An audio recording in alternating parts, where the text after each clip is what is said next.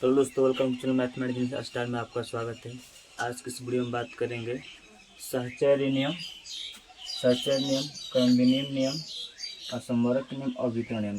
कल मैं बोला था कि नियम के बारे में आप लोग को बताएंगे, लेकिन कल की वीडियो में थोड़ा सा मेरा एक मिस्टेक हुआ है। देखिए, मान लीजिए यहाँ 3 है और फिर -3 है यहाँ पर, तो मैंने यहाँ 0 कर दिया है। यहाँ मिस्टेक हुआ था कि 3 प्लस होगा, फिर 3 बराबर 6 होगा। एक मतलब कल की वीडियो में यहाँ पर मिस्टेक किया, यहाँ थोड़ा सा आप समझ लें कि इसका आंसर यहाँ पर 6 होगा। ठीक है, चलिए अब चलते हैं, इसको बनाते हैं, सोल्व करते हैं, देखते हैं क्या होता है क्रम विनियम नियम। क्रम विनियम नियम का मतलब क्या हुआ? क्रम विनियम नियम का मतलब है क्रम चेंज करना। क्रम नियम का मतलब क्या होता है? क्रम चेंज करना। इसके नियम को होता है, जो दिया हुआ है कि दो धन पूर्णांकों का योग या दो धन पूर्णांकों का गुणा। धन पूर्णांक होना चाहिए, प्लस वाला। ठीक है, तो क्या हो गया, मतलब दो धन पूर्णांक और दो धन पूर्णांक गुणा, मतलब इनका मतलब क्रम जो बदलेंगे वो सेम होना चाहिए। जो क्रम क्या होता है वो सेम। मान लीजिए यहाँ पे लेते हैं 2 + 3 और 5 होगा। फिर देखिए, या 3 + 2 5 होगा। ये क्रम चेंज हुआ लेकिन सेम आंसर आ रहा है। उसी तरह इनका ये योग का है। अब मान लीजिए यहाँ पर होगा आपका, मान गुणा कर देखते हैं। गुणा 2 + 3 लेंगे तो 6 होगा, या 3 + 2 लेंगे तो क्या होगा, 6 होगा। दोनों तरह से आंसर सेम ही आएगा। ये क्रम विनियम नियम कहलाता है। ठीक है, मान लीजिए इसको a + b या b + a, ये हो गया योग का। ठीक है, ये योग का हो गया। अब गुणा के देखिए, a × b या b × a। क्रम चेंज करना है इसमें, इसका लिखिए क्रम विनियम नियम, क्रम चेंज करने के लिए। ठीक है, अब आते हैं सहचर्य नियम किसे कहते हैं। ठीक है, इसको मैं मिटा दे रहा हूँ यहाँ पर। ठीक है, यहीं पर कर लेंगे। ठीक है, सहचर्य नियम, सहचर्य नियम उसे कहते हैं, आंसर सेम आना चाहिए। दो धन पूर्णांक का अगर जोड़ें, योग करें तो आंसर सेम है। जैसे मान लीजिए a प्लस फिर b + c है, और इसे कैसे लिखेंगे? मान लीजिए इसको सहचर्य नियम है कि a + b को एक में कर देंगे और c को बाहर कर देंगे। ठीक है, ये सहचर्य नियम है। अगर इसका योग करेंगे, मान लीजिए यहाँ 4 लेते हैं, फिर यहाँ 2 + 3 लेते हैं। इधर भी देखिए, यहाँ मतलब 4 ही लिए, प्लस b की जगह के लिए, b की जगह पर 2 लिए हैं। ठीक है, और फिर c की जगह पर 3 बाहर कर दें। अब दोनों को जोड़िए, कितना होगा? 4 + 5 = 9। यहाँ इसका 9 होगा। इधर देखिए, इधर देखिए, 4 2 6 6 और +3, दोनों को जोड़ेंगे तो क्या यहाँ पर आएगा हमारा? दोनों को जोड़ने पर यहाँ कर देंगे, इसलिए लिख रहा हूँ। देखिए, यहाँ पर जोड़ेंगे तो यहाँ पे एक 9 आएगा, बराबर इधर भी 9 आएगा। यानी क्रम सहचर्य नियम से कहते हैं।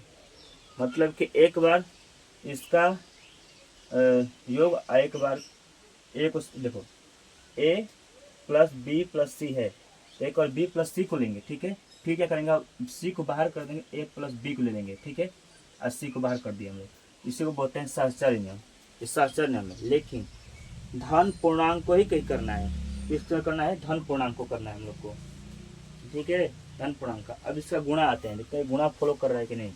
गुणा, मान लीजिए a × b × फिर c है। फिर क्या करेंगे यहाँ पर, a × b और × c, सेम उसी तरह होगा। ये वाला सेम उसी तरह होगा। ठीक है, ये भी फॉलो कर रहा है कि नहीं, इसी तरह वो सेम होगा।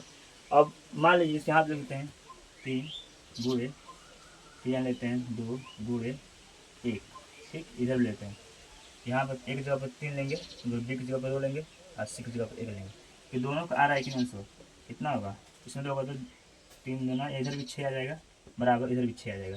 यानी कि बराबर, ये भी फॉलो कर रहा है सहचर्य नियम का। ये गुणा का भी फॉलो कर रहा है। ये योग का है, ये वाला गुणा का है। ठीक है, इस तरह होगा। अब आते हैं संवरक नियम, इसे मिटा दे रहा हूँ। ठीक है, संवरक नियम आते हैं।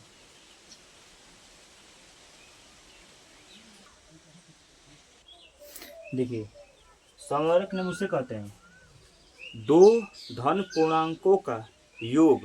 धन पूर्णांकों का योग सदैव वही होता है। इसमें मान लीजिए 2 + 5 ये कितना होगा, 7 होगा, यानी धन पूर्णांक आएगा। दो सौरक का मतलब है कि दो धन पूर्णांकों का योग सदैव धन पूर्णांक आएगा, ठीक है।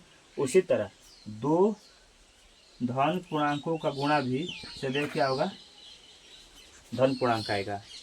लेकिन ये भाग और घटाव यानी व्याकरण से बोलते हैं, उसका फॉलो नहीं करता है। हो सकता है कि मान लीजिए यहाँ हो गया आपका 2 -5 है, घटाएंगे तो -3 आ जाएगा। अगर ये फॉलो नहीं करेगा इसको और यही भाग कर दे, मतलब पॉइंट में चला गया, ये 5 कर देंगे, ये भी फॉलो नहीं करेगा क्योंकि पूर्णांक की बात हो रहा है ना, ये फॉलो नहीं करेगा। इसीलिए ये व्याकरण से बोलते हैं घटाव और भाग, ये दोनों फॉलो नहीं करता है। लेकिन योग और गुणा ये दोनों फॉलो करता है समवर्क में, इसी को बोलते हैं समवर्क में, ठीक है। और सदैव धन पूर्णांक होना चाहिए। अब आते हैं वितरण नियम। वितरण नियम का मतलब ये है कि बांटना। वितरण नियम का मतलब क्या होता है, बांटना। तो देखिए वितरण नियम बता रहे हैं आपको। मान लीजिए ए गुणे बी + सी है, ठीक है। और इसको बांटना है तो क्या करेंगे आप, ए गुणे बी + ए गुणे सी, इस तरह हम लोग बांट देंगे, ठीक है। इस तरह बांटते हैं हम लोग इसको। इसी को बोलते हैं वितरण नियम। क्या बोलते हैं, इसको वितरण नियम बोलते हैं। इसको यह उल्टा फॉलो नहीं करता है, इसको उल्टा कर देंगे तो ये फॉलो नहीं करेगा, लेकिन सीधा फॉलो करता है, ठीक है। इसको वितरण नियम बोलते हैं। मान लीजिए यहाँ ले लेते हैं 2 गुणे 5 + 3, कैसे लेंगे इसको, 2 गुणे 5, इसको प्लस प्लस लेंगे, फिर 2 गुणे 3 ले लेंगे, तो क्या होगा यहाँ पे देखिए, ये हो जाएगा 2 गुणे 8, यह कितना होगा, 5 दूना 10 प्लस 3 दूना 6, ठीक है। तो क्या होगा, 8 दूना 16, 8 दूना 10 और 6 क्या होगा, 16 होगा यहाँ पे। ये फॉलो कर रहा है, ठीक है ना। यही वितरण। वितरण नियम होता है कि अलग अलग डिवाइड करना, अलग अलग से गुणा करना, ठीक है।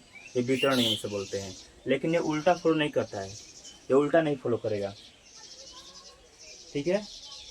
अब इसका आते हैं गुणा। गुणा का नियम हो गया होता है, ना कि गुणा पर, ठीक है। योग पर गुणा का नियम फॉलो करेगा, लेकिन गुणा पर योग का नियम फॉलो नहीं करेगा जी, ठीक है। इतना बात ध्यान रखना आप लोग, ठीक है।